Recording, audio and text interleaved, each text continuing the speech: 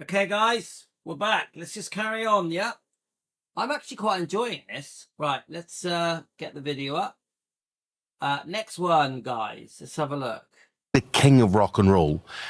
Did he always think he would be at the top? Had he got confidence in who he was, or did he ever worry or fear it would go, it would disappear? He did worry. He worried when he was in the Army, coming back to the States after being drafted.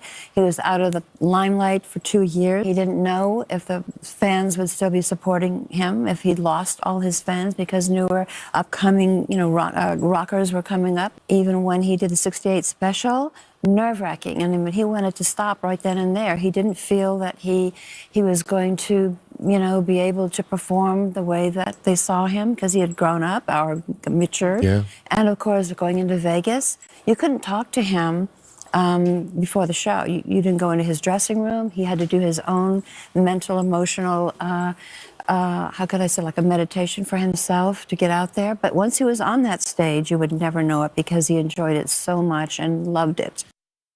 So, guys, can you see what I do here? I get video clips, I get pictures, obviously the interviews. I put some wording on there. I create my own narrative. This took me ages. All these clips are 1 minute long. They had to be under a minute to get so that I could make them as shorts. Some of them I introduced music as well. Guys, these took me ages. These are like my old friends. I spent a whole year making these shorts. I really enjoyed it. Really enjoyed it. Priscilla, was he not at ease meeting new people? No, he wasn't. He loved having his family and friends around him. He was comfortable, he was secure. He knew everyone, they knew him. He was able to do what he wanted, when he wanted. Everyone understood. He could throw his temper tantrums. No one would condemn him. He was at ease. He was around people that were with him for a long period of time. Where most people have friends and may see them throughout a lifetime, here and there. Elvis liked his friends with him because then you can share and you can do and be who you want.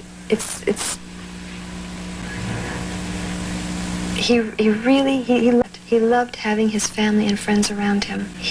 So, guys, I noticed that Priscilla, she sort of changed her tune when they first divorced and she first starts to get interviewed. A very different Priscilla. Now, a new Priscilla emerges that tries to play the victim. She gets ready for the book Elvis and Me, yeah?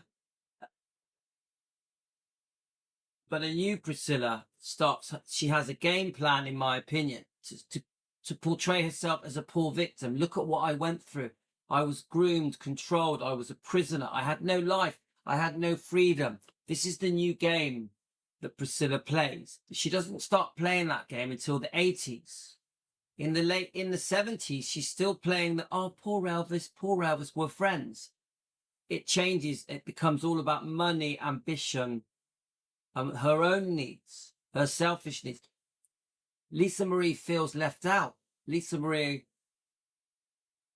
we know that eventually bad stuff happens to Lisa Marie at the hands, allegedly, of Priscilla's boyfriend, Michael Edwards. Everything's for entertainment purposes, just opinion. But you get what I'm saying, guys.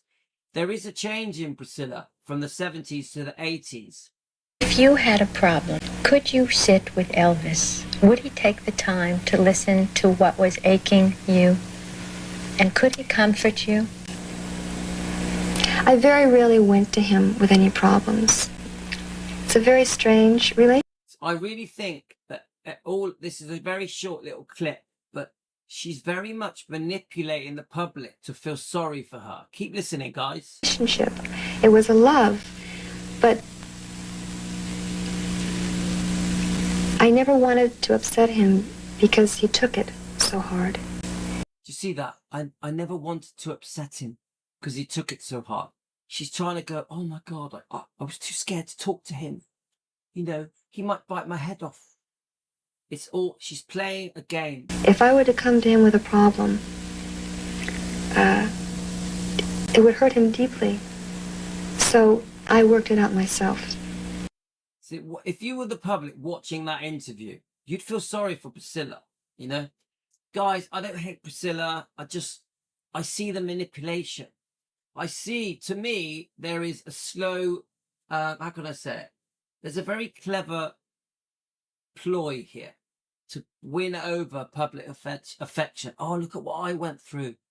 Elvis was unfaithful and he was a druggie and he would eat too much. He had a temper. He would control me, groom me. He would tell me how to dress, do my hair, how to walk, how to think, how to talk. I had no freedom. I was a prisoner. This is the bullshit. This is the bullshit. None of that is true. None of it is true. But the public fell for it. The public was so gullible. The public in the 70s and 80s really fell for this. Even the 90s, even the noughties. Even if you speak to people now, today, in 2025, they believe this. Paul Priscilla, the victim. Elvis, the bad guy that just wanted to take drugs, have sex with women, who had a temper, who was controlling, who was binge eating on burgers. And this is what's so unfair to Elvis. The portrayal of Elvis is so unkind and untrue. This is why I love Ginger Alden at the moment. She's massively defending Elvis. People have strong feelings about Ginger, but at least she defends him. At least she says things that go against what people like Priscilla have said. That must have been very tough on you. It was tough. Did he spoil you? Lots of presents, lots of goodies. Yeah, but he spoiled everyone. He was just very generous. When you and Elvis finally decided that your marriage was over, it has been written that even though it was over, you remain good friends. Is that a true statement? Absolutely. Absolutely. So this is quite an early interview. But I think she's promoting her hair products and stuff. Is it Hella? Yeah. They weren't good friends, guys. Now, this is what I think. I think when she first left Elvis, the divorce settlement was quite fair. Elvis was happy with the divorce settlement. They may have been friends at that point. Obviously, Elvis at first was very upset that she'd run off with Mike Stone and taken poor Lisa Marie away from her father, which I think is just horrific because Lisa Marie had to live with a complete stranger. Lisa Marie worshipped her father. So that is just devastating. I do think at first they may have been okay. But as soon as she goes back for the second divorce settlement, now that is severe. Very greedy. Priscilla has put herself first. She's out for the money. She's out for career. She's very ambitious. She wants to be a businesswoman. She's out for blood.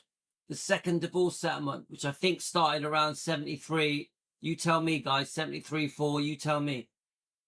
Which went on till the day Elvis died. Even when Elvis died, Priscilla, in my opinion, for entertainment purposes, just an opinion, just a discussion, was out for blood, out for more money, out for more money. She says, oh yeah, we got on well. We very much were friends. Yeah, maybe you were, until you went for blood, the second divorce settlement. That changed everything, until you wrote a book, Elvis and Me, obviously way after Elvis dies. That book was so unfair to Elvis. Elvis could not defend himself against all the accusations in the book, Elvis and Me. And then the sad thing is, then the Memphis Mafia and Elvis's relatives, ex-friends, girlfriends, Priscilla Presley, obviously, saying the most horrible things about poor Elvis, really portraying him in a completely unfair way. Family did mean a lot to him, and he would always, at night before we'd go to bed, he would, in his wonderful way of talking, he would say, best at our little family, you, me, and Yisa. Having that security of a family meant everything to him, more so than I ever realized. When I left, I didn't realize that, how much that meant, because I thought he could survive well. I thought it was okay, until I talked to him later, until we have long hours of telephone conversations, when he would call or he'd come over in the middle of the night, 2 or 3 o'clock in the morning, and tell me how much he missed his family, that he never expected that to ever happen, and that it's been really difficult for him to get that back. Then did I start realizing how important that was to him. But Now come on, guys. We know why Elvis would go in the middle of the night and call for long hours. He missed Lisa. He was devastated losing Lisa. Devastated. And then, oh, I didn't realize how upset he would be that the family had broken up. The family broke up because you ran off with Mike Stone, the karate champion. The family broke up because in '68 you also were unfaithful with the dance instructor. Now, I'm not saying Elvis was an angel. Elvis made mistakes as well. But come on. Yeah? So let me just go back to that bit where she says that they were friends, okay? Did he spoil you? Lots of presents, lots of goodies. Yeah, but he spoiled everyone. I mean, he was just very generous. When you and Elvis finally decided that your marriage was over, it has been written that even though it was over, you remain good friends. Is that a true statement? Absolutely. Absolutely. I mean, I don't care what's been written. You know, we were always very close. We had a very good relationship. In fact, Lisa, our daughter, you know, always felt very healthy that way because it was always as if we never divorced. Oh, what's that? Oh, I don't know if to laugh or cry. In fact, Lisa, my daughter, didn't really know we were apart. Of course she did. Are you kidding? Why did the public fall for this bullshit? There's no way that Lisa was okay with them divorcing.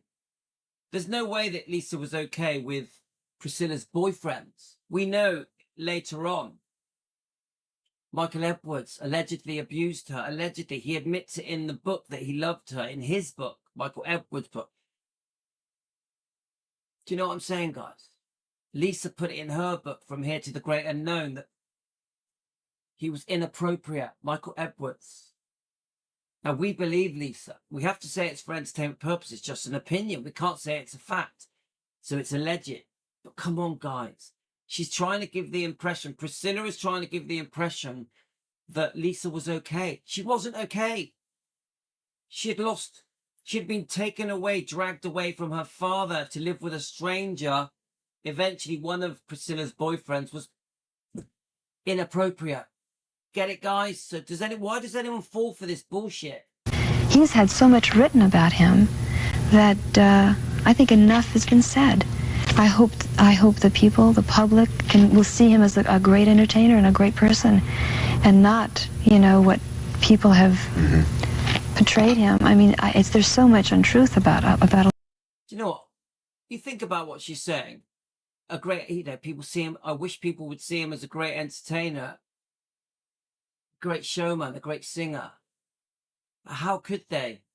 If in the 80s he is trashed, and the 90s he is trashed again and again by his ex-wife, by some pretty horrible, some things have been said by ex-girlfriends that didn't need to be said, but by the Memphis Mafia, by his own family, whether it be cousins or stepbrothers, but by the Memphis Mafia, who were the people that he trusted the most, trashed him again and again. So how can he be seen as just a great entertainer and singer when there's a warped, twisted version of like Ginger Alden says, unfairly portrayed, incorrectly portrayed. There's some serious damage here, guys. Serious damage. And it's done by the people that were closest to him. I keep saying this lately. The people that damaged Elvis the most were the people close to him. Friends, family, Memphis Mafia, ex-wife, sometimes ex-girlfriend. That's the truth of it. So when people say to me, oh, you shouldn't really talk about these people, I'm like, yeah, we should. Because they did the most damage. And the ripple effects of the damage done by many books, many biographies, documentaries, many tabloids, magazines, even the Priscilla film by Sofia Coppola, that did a lot of damage. That film trashes Elvis. Sofia Coppola, you should be ashamed of yourself. That film trashed Elvis and wasn't true. You get it, guys? Family did mean a lot to him, and he would always, at night before we'd go to bed, he would, in his wonderful way of talking, he would say, best at our little family, you, me, and Yisa. Having that security of a family meant everything to him, more so than I ever realized. When I left, I didn't realize that, how much that meant, because I thought he could survive well. I thought it was okay, until I talked to him later, until we have long hours of telephone conversations. When he would call, or he'd come over in the middle of the night, 2 or 3 o'clock in the morning, and tell me how much he missed his family, that he never expected that to ever happen. On May 1st, 1967, Priscilla walked down that aisle. We called it Elvis's May Day, and I was there. At about 4 in the morning, Elvis and Priscilla went to the Clark County Courthouse, where Elvis paid $15 for a... So just in case, guys, I am just going over some old shorts that I made probably 2 years ago before I was defending Elvis.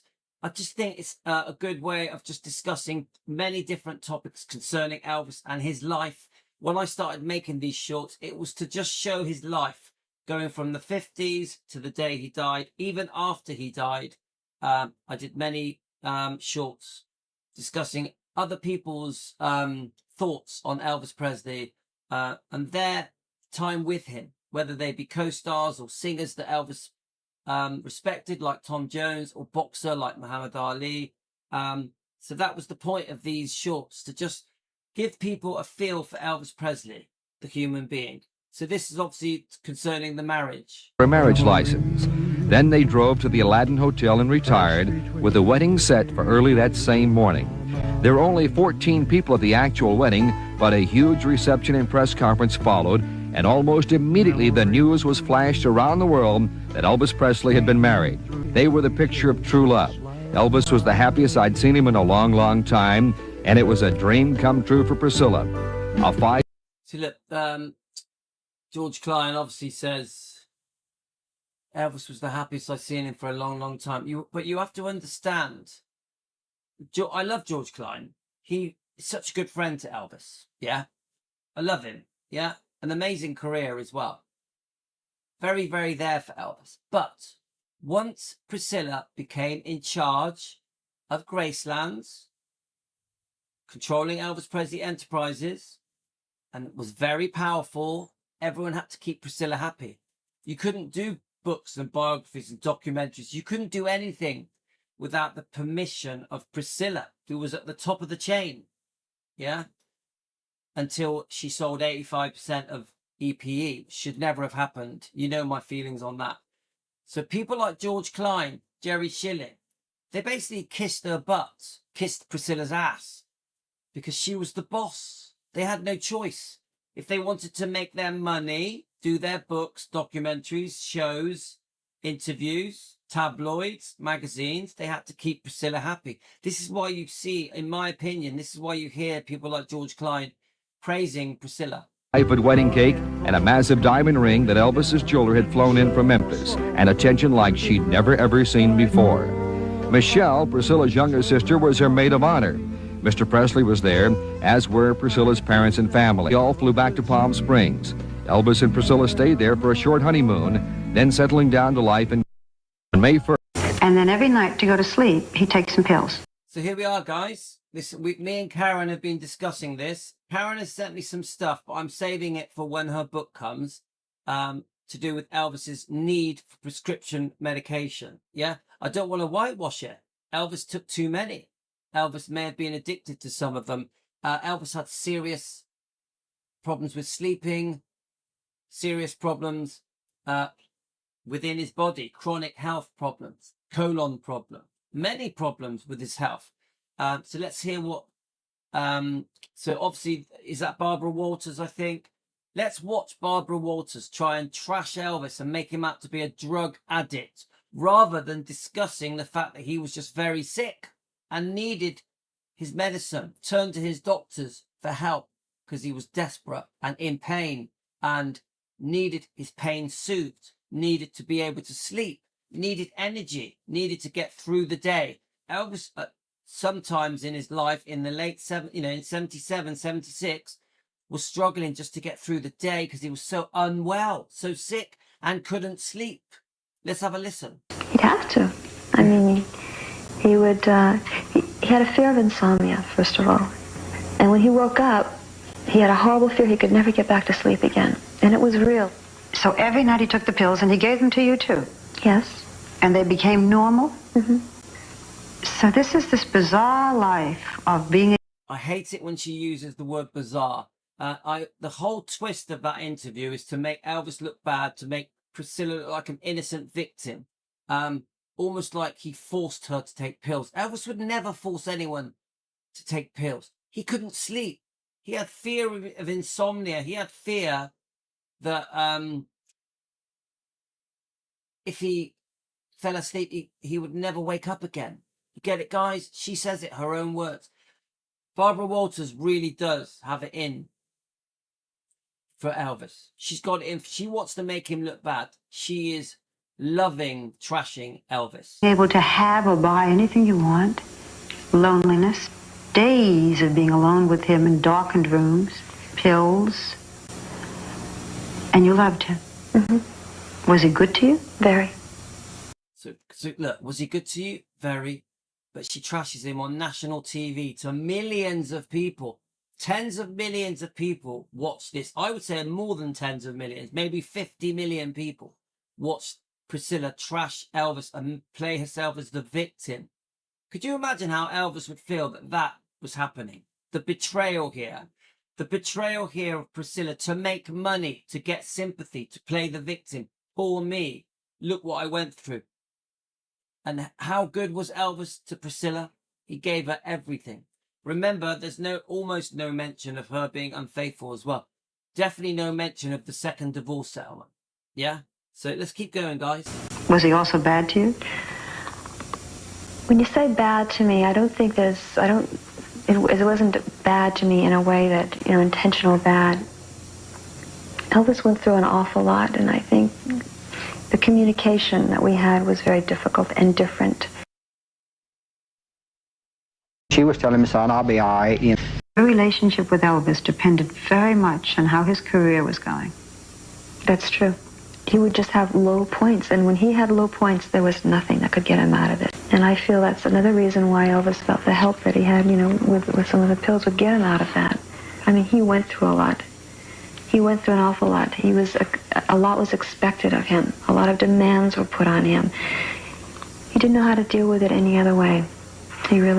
Well, I do accept that a lot was expected of him, a lot of demands put on him. And then I think she goes on to say he didn't know how to deal with it in any other way. I do understand that the pressure that Elvis was under, this man that was massively overworked, so many people relied on him, that he felt that the medication, the prescription medications helped him get through the day. I get that. He really didn't. And he wasn't doing it, he really thought he had it under control.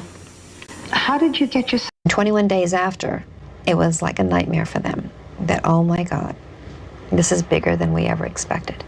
And we couldn't understand why he kept on calling, but still, it just didn't seem to register, Well, then we began to get maybe the idea that things were a little bit further along, more serious than what we had thought about.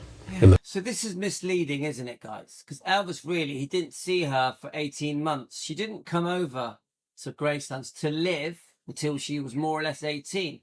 She was 14 when she met him in Germany. So I think this is misleading. The past. Elvis and I communicated really when he left Germany by music. He would send me records like Take Good Care of Her, I'll Save the Last Dance for Me, Hey, Hey, Paul, I Want to Marry You One Day, Sealed with a Kiss. It makes me feel a little more like I'm there with her. I, in turn, would send him back, I'll Save the Last Dance for You, Soldier Boy. But that's how he communicated, and I would always wait in the mail for my 45 to come in. Maybe we were too naive at that time, but... Right, let me just play another one. My wife's ringing. That's the wrong one. That's us on holiday. This morning, fans from all over the world are preparing to say a final goodbye to Lisa Marie Presley, who died last week after suffering a cardiac arrest. In just days, the only daughter of rock and roll legend Elvis Presley will be remembered during a public memorial service at Graceland, her iconic childhood home in Memphis. After her father's death, Lisa Marie inherited the 8-bedroom mansion, and Graceland soon opened its doors to legions of fans, with more than 20 million visiting so far. In the days since Lisa Marie's death, even more people stopping by to pay their respects. A historic and beloved landmark for so many, but for... Guys, I've got to put the Yorkshire puddings in. I don't know if you've joined me but on Elvis Presley Long Lost Footage, I was cooking. I'm still cooking. I'm doing as I'm told by my wife. So whilst this is playing, I'm going to quickly put the Yorkshire puddings in. Bear with me, guys.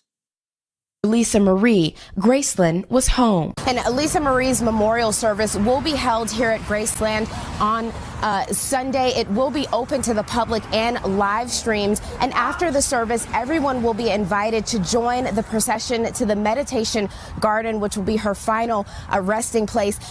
This morning, fans from all over the world are preparing to say a final goodbye to Lisa Marie Presley. She was either going to be a young mother staying home by herself all the time, or she had to get her own life. He had just gotten up. Sorry, guys. I know this is probably quite serious, isn't it? But I'm distracted. I've just put the tray in the oven to heat up the oil. Then I've got to pour the Yorkshire pudding mix on the Yorkshire pudding thingy. You know what I mean, guys? I was determined to go in, and believe me, this took everything I possibly could to do. This was the moment I feared. I walked in and said, I have something to tell you.